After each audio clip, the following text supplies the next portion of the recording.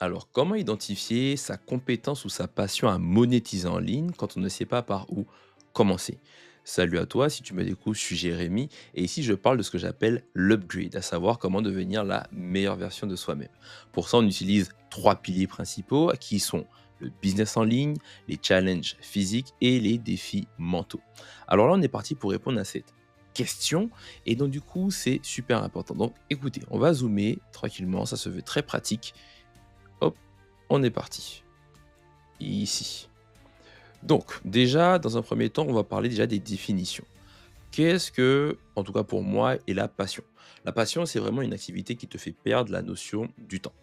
Tu n'es pas forcément le meilleur dans cette activité, mais elle te nourrit. Et là, on va parler après de mon exemple avec le street workout et le sport, etc.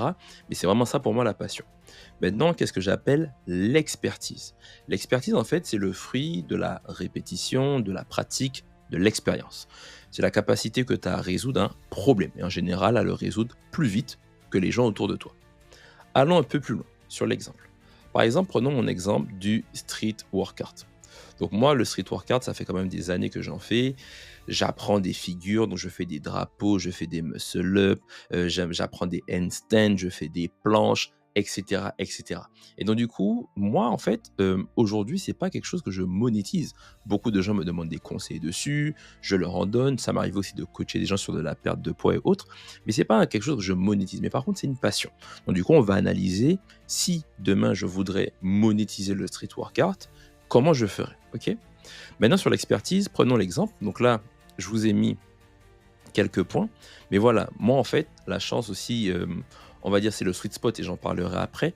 Mais voilà, sur l'expertise, par exemple, prenons l'IA. Aujourd'hui, j'ai fait déjà des conférences et des webinaires sur l'IA, donc ça c'était avec un bootcamp assez connu. Là, vous voyez que c'est un article d'un même bootcamp aussi sur justement une intervention que je fais chez eux. Ça, c'est encore une autre école.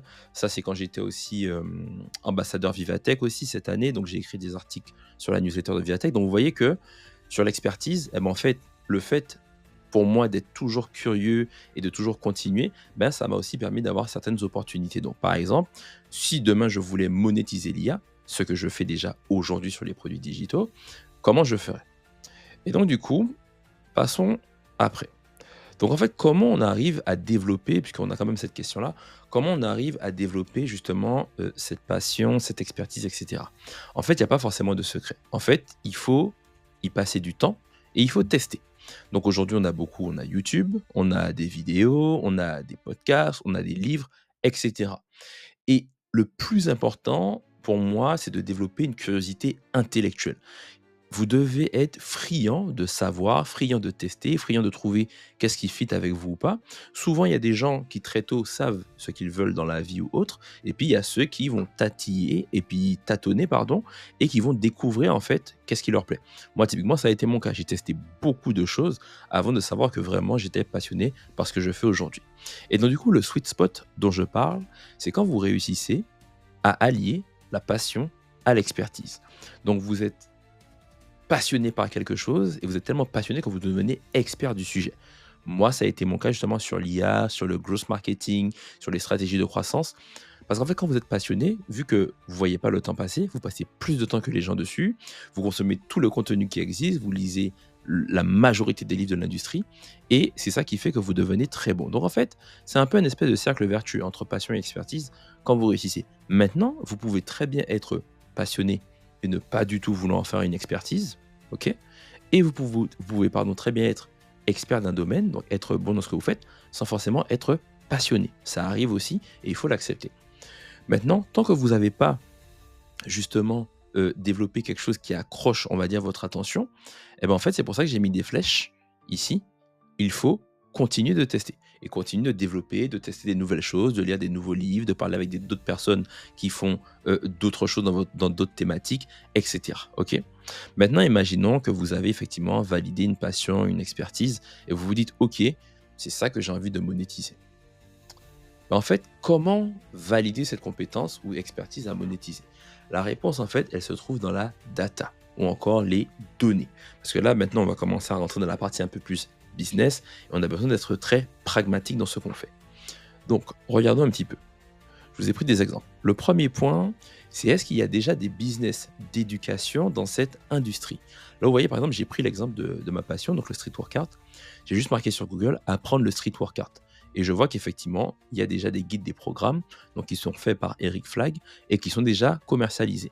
Même chose, je suis allé sur un autre résultat sur Google et je vois qu'effectivement, il y a déjà des programmes qui sont faits. Donc là, je sais que dans cette industrie, il y a déjà des produits digitaux qui existent. Donc ça, c'est un premier point qui est validé.